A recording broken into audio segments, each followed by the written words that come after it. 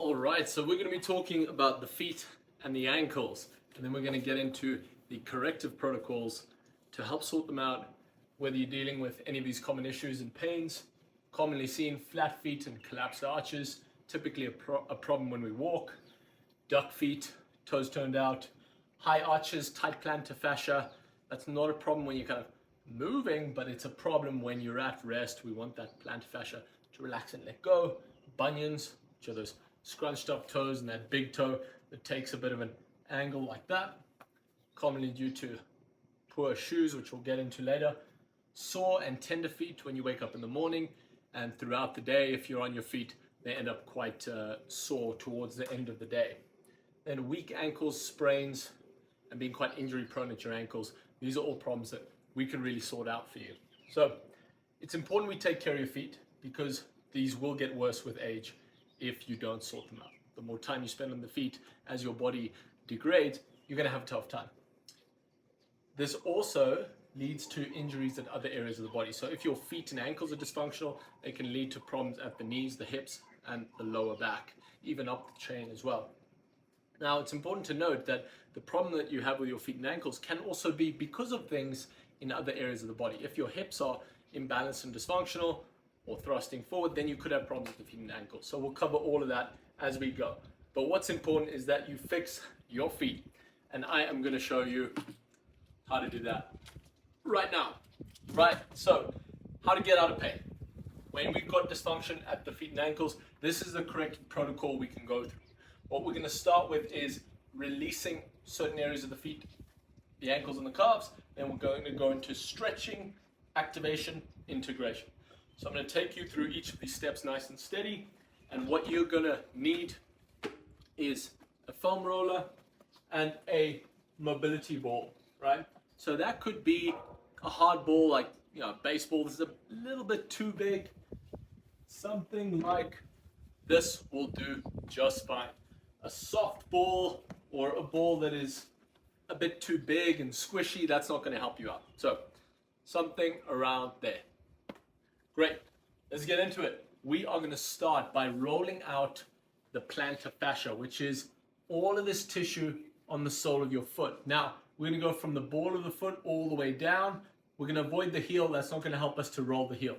So let's start by popping that ball on the ground, and then we're going to roll around and hold on any tight spots. When you feel a tight spot, press on it and spread your toes.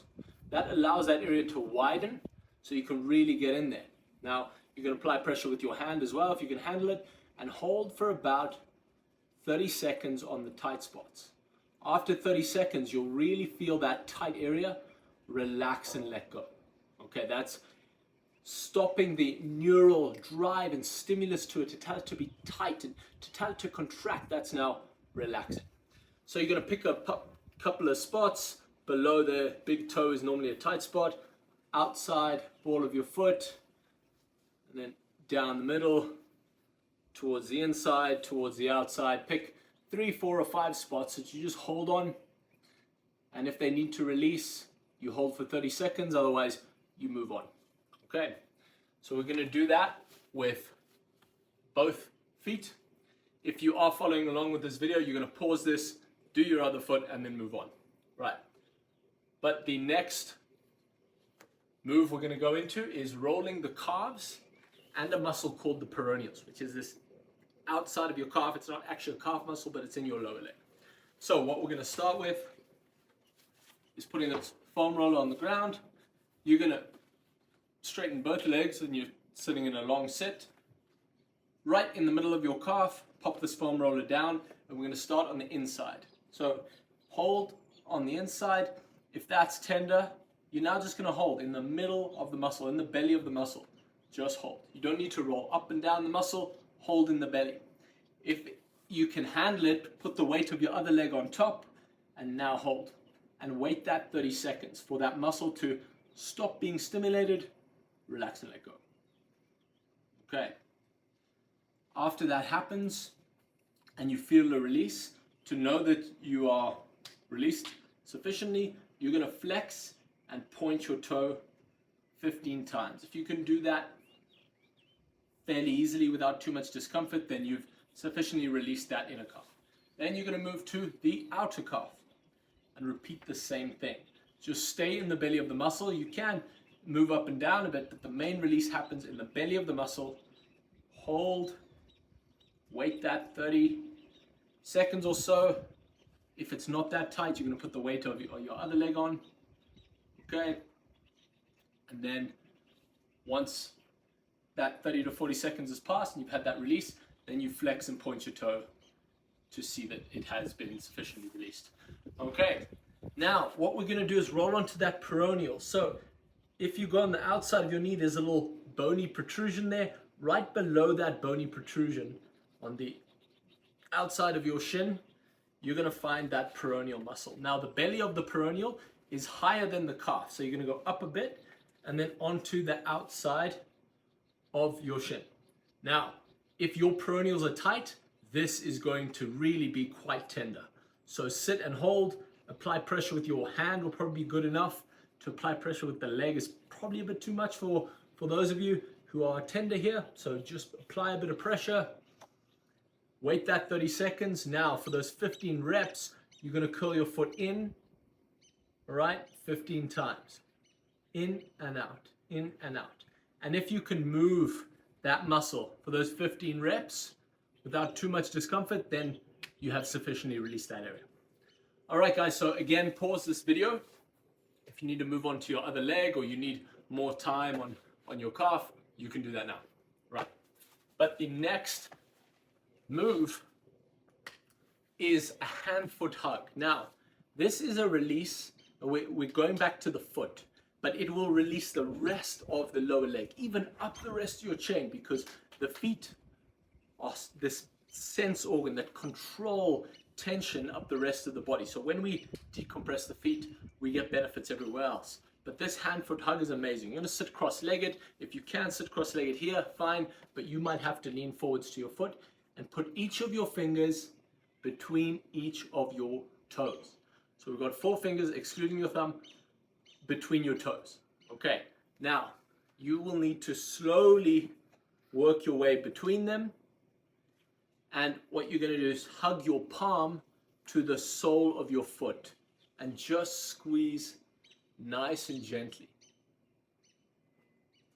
And what's going to happen here, as you squeeze gently, the bones of your feet are going to widen and open up, and your toes are going to spread apart.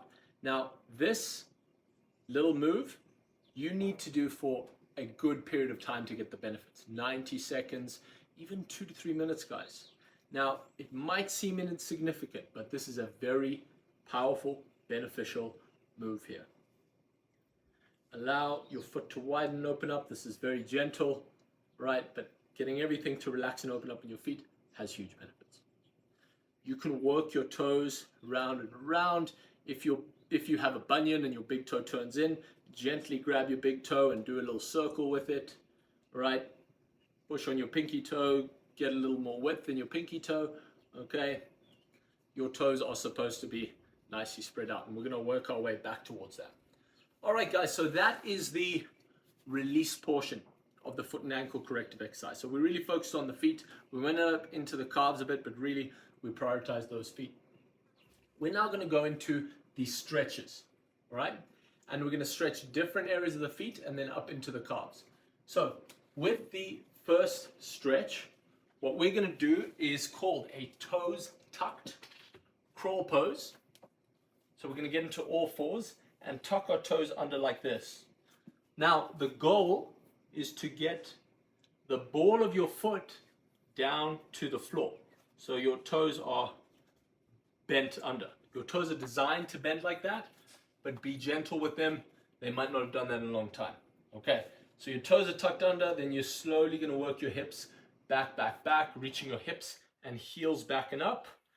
And if you can, you are going to sit up in a kneeling position like this. This is called a toes tucked kneeling pose. Japanese sitting position or prayer position, stretching out the plantar fascia and the soles of your feet. Okay, then what we're going to move into, right? You guys can stand up to do this, but I'm going to stay low with you for the sake of the camera here. what you're going to do is make a fist with your toes, okay, and put your big toe and your other toes down on the ground. All right, now this is going to stretch the front of your foot. Again, our toes are supposed to be able to almost create a fist with our foot. And a lot of us have never done that or haven't done that in a long time. So you're going to apply pressure on your big toe and be very gentle with this. You don't have to force this. You're going to feel a stretch over the front of your foot and hold for about 30 to 45 seconds on your big toe, and then move on to the outside of your foot where you really focus on the other 4 toes and hold for about, again, 30 to 45 seconds. Right, this will be very delicate at first, but you will get stronger with this and your toes are going to get more resilient. This might seem like a little move, but very beneficial. We are supposed to have this complete function of our feet, and that's what we're regaining for you guys. So pause the video, move on to your other toe with the the foot fist stretch with the toes tucked. We did both feet, so you'll be able to just move on there. Now, what we're going to go into is a calf stretch. Now, there are 2 types of calf stretches we're going to do, right? And we're going to go onto 1 foot, hands on the ground, okay? Guys, if you can't do this or if you have wrist or shoulder injuries, you're going to go up and put your hands on the wall. But those of you who can, hands on the ground, 1 foot down, and your knee is relatively straight as you let your heel stretch down towards the ground. Now, if you can, lift the other foot and put it behind your heel like this. You're going to feel a good stretch into your calf. Right, we're going to be here 30 to 45 seconds, and then you're going to bend your knee and still reach your heel down towards the ground, but thinking more back. I don't like to think down, I like to think back. So back with my hips, back with my heel, and we get a good stretch out of the calves here. Now, I'm just going to explain to you, the straight knee stretches the gastrocnemius, the big meaty calf muscle. The bent knee stretches more of the soleus, this deep calf muscle. And we need both, but we don't need to over lengthen these guys. Remember, hips back and heel back, not down. We don't want to overstretch and over lengthen the calves. Right, but many people need this. So you can pause this video, move on to your other calf. Remember, 30 to 45 seconds with a straight-ish knee, never completely locked out, but straight-ish knee, and then with your knee bent, 30 to 45 seconds. Cool. Now, the activation techniques we're going to go through are a toe spread and grab. So 30 reps, spread your toes, grab the ground. Now, you can do this in a seated position, then you can eventually move this up and do it standing up. But just seated on your butt or seated on a chair, you're gonna now get aware of your feet. Move your toes around a bit, just get a sense, like you can understand where your hands and fingers are, we need to get a better sense of our toes. So we're gonna start by spreading those toes, lifting them up, spreading them as wide as we can. I'm demoing with my hands here, and then putting them down and giving a little bit of a grab onto the ground. Doesn't have to be intense, but just a bit of a grab. Lift, spread, grab. Lift, spread, grab. Lift, spread, grab. Okay, just be gentle with this, guys. You might not have very good coordination and awareness of where your toes and your feet are, but it will come in time. Don't worry. Okay, lift, spread, grab. Lift, spread, grab. And you can go nice and steady through 30 total reps. If you notice one foot is different to the other, you can do your strong foot and then try slowly go with your weak foot. Right. Try match them together. And this learning from your strong foot, you teach your weak foot. So do your strong foot, teach your weak foot. Do them together and try, feel what your strong foot is doing, replicate that with your weak foot. And that's how you're going to recreate these neural connections to your feet.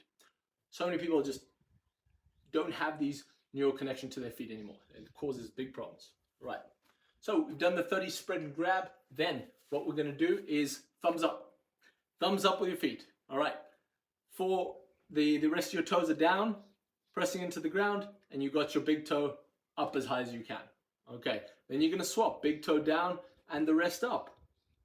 Okay, then swap again. The rest down, big toe up.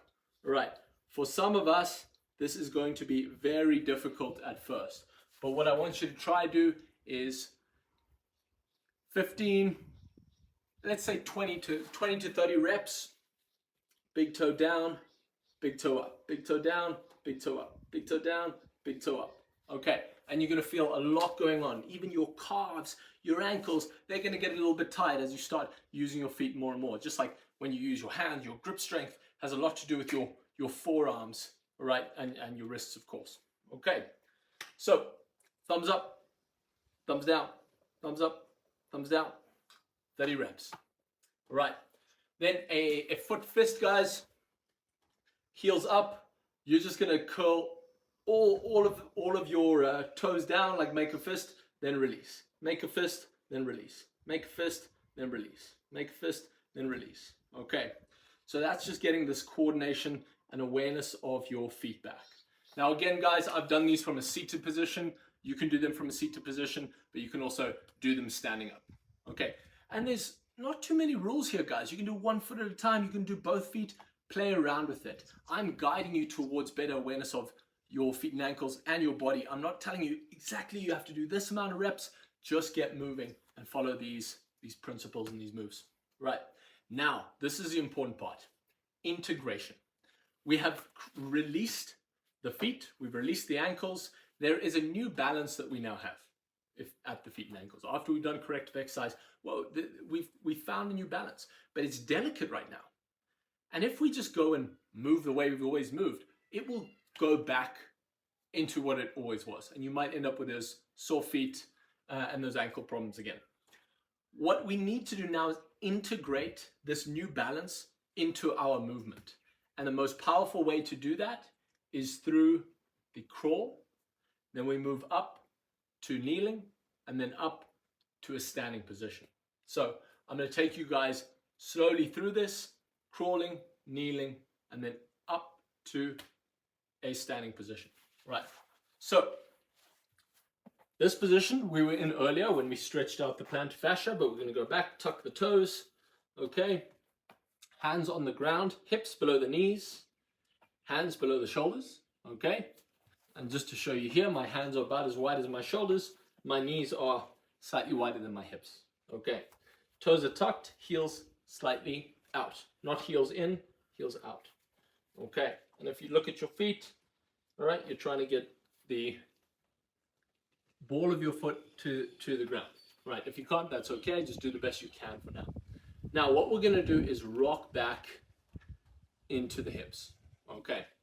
Learning to breathe big into the belly, feeling the tension of my hips connected to my feet, right? So the hips reach back and up, the heels reach back and up. And what I want you to feel is that when you sit back there, there's a tension that you feel, an elasticity through your feet, over your Achilles, somewhat into your calves, and that similar elasticity in your hips.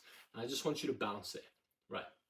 You can do 30, 40, 50, even 60 reps here. You can go side to side a little bit as you just connect your feet, your Achilles, to your hips. This is what is very important here. All right, and as you go through this, guys, you can step one hand back, one leg back, and bounce a little bit, kind of like you're crawling. Right, and then swap sides, bounce a little bit.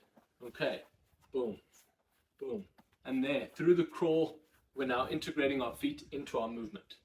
The next step is bringing this up into a kneeling position, where our hands are off the ground, but now there's a specific change that we can make. And from this kneeling position, I'm going to lift my hands up and put my hands on the wall. Now I'm going to create that same connection between my feet, heels, and my hips. And I'm going to now press forward into the wall. So hips reach back and I'm forward into the wall. And you're going to notice a real strength that you have in your hips driving into the wall, right? But I really want you to feel how that starts and originates from your feet. Okay, this is learning a good connection with the ground. Right, again, 30, 40, 50 reps here.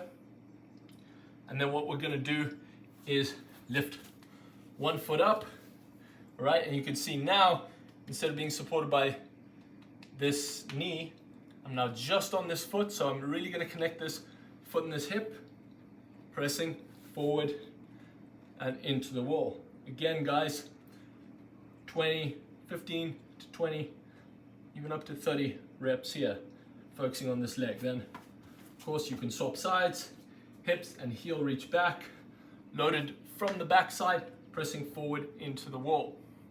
And now we are preparing to get up. We're now in a standing position. Now I'm gonna take my feet, and to begin with, just slightly wider than my shoulders. Hands on the wall, and I'm gonna find the similar tension that I found when I was in the crawl. So hips reach back, heels are up and reach back. Okay, find the tension from your feet over your Achilles and in your hips. This might take a second for you to find, and then you are gonna pulse forward into the wall. And this power is coming from your feet and your hips, not from your heels. I don't want you to press down into the heels and go forwards. The heels are up slightly. And we're pressing forward into the wall. Again, 30, 40, 50 reps here. Now, your backside is really gonna start to light up. You're learning how to use the backside to move forwards. It's very powerful. Now, step one foot just slightly forward and in, and the other foot slightly back and in. Right, and now we got that one foot at a time, and we're pulsing forward into the wall. Heel reaching back, hips reaching back and up. But I'm pulsing forward into the wall here. Right, 30, 40, 50 reps. And you're gonna swap sides. Okay, forward, 30, 40, 50 reps here. What I want you to then do is just a couple of reps where you swap side to side. Okay, and now the true integration comes when you leave the wall behind, and now without the wall, hips backing up, right, one foot in front, swap sides, okay, from the hips, feel how your head moves side to side, and then you're off and go off for a walk, straight off for a walk, 3, 4, 5 minutes will probably be beneficial for you to really integrate what you've learned and release in your feet into your movement patterns. All right, guys, so that has been your foot and ankle corrective routine. That is a very powerful routine. You're gonna get some amazing benefits to this. Remember, the key for long-term health and success is that integration piece. And that's why I spend so much time building you guys up from the crawl back onto your feet. So these tools are really gonna help out, but the integration really, I do believe, is key. And it's what I've seen give people amazing results that actually last time and time again. Right. So what's important here is just a couple of extras I'm going to go through is the foot and ankle imbalances or dysfunction is related to the hips and lower back. Now, if you have sore feet, dysfunctional feet, your heel striking, your toes out, whatever it is, or you've had ankle injuries, it could be related to what's going on at your hips. So I would go to the hip and lower back corrective routine that I have available in the school community or wherever it is available. You know, at the moment these courses may change, but go find the hip and lower back corrective exercise routine. Now, foot and ankle injuries are also related to your movement patterns, the way you move. And as you can see, I spoke about the importance of the integration, that's changing your movement patterns. But what you want to learn is how to move more efficiently. So you can also go look at the Crawl, Walk, Run Biomechanics Basics program. And that's really going to help you guys out, learn to move better, prevent these injuries even further. So this foot and ankle corrective routine will help out, but guys, changing your movement patterns is going to be amazing. Now, your shoes are very important. If you have dysfunctional feet and you go through the corrective process, you are probably going to grow and give your feet some space. So it will make sense that you outgrow some of your shoes. So you really need to be willing to throw some shoes away, go look at some wide toe box shoes with minimal drop. If you're wearing high heels, narrow-toed shoes, that's going to give you some trouble. So go check out my shoe guide where I break down what shoes I think you should be wearing, from sports shoes, minimalist shoes and sandals. We even break down the Vibram 5 fingers and what I think about them, and even formal shoes. So how can we make better choices when it comes to our shoes? All right, love it, guys. I hope you've enjoyed this foot and ankle corrective routine, and yeah, enjoy it. Remember, if you aren't part of the Revival Fitness Challenge coming up, just check out when is the next challenge starting. We do 8-week challenges in Revival Fitness 56. So if you are interested in getting in shape, remember you want to join those challenges, because we really hold you accountable. We get the community together and all get in shape and get moving well. So join us in there. Love it, guys. We'll chat soon.